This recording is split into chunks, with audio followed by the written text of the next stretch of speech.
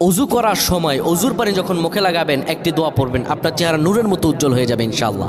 আপনার চেহারা নূরের মতো উজ্জ্বল হয়ে যাবে, চেহারা থেকে ব্রণ, মেস্তা, কালো দাগ সহ যাবতীয় সমস্যাগুলো আল্লাহ তাআলা দূর করে দিবেন এবং আপনার রিজিকে বরকত হবে ইনশাআল্লাহ।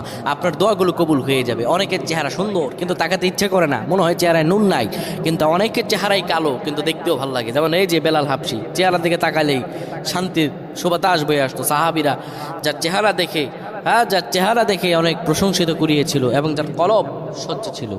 প্রিয় ভাইরা আমার, অজু যখন আপনি করবেন, অজুর পানিতে যখন আপনার চেহারা ভিজাবেন, তখন অজুর পানিতে আপনি এই দোয়াটা 3 বার পরে, দুরূদ শরীফ 3 বার পরে ফু দিবেন। দোয়াটি হলো আল্লাহু নূরুস সামাওয়াতি ওয়াল আরদ, আল্লাহু নূরুস সামাওয়াতি ওয়াল আরদ।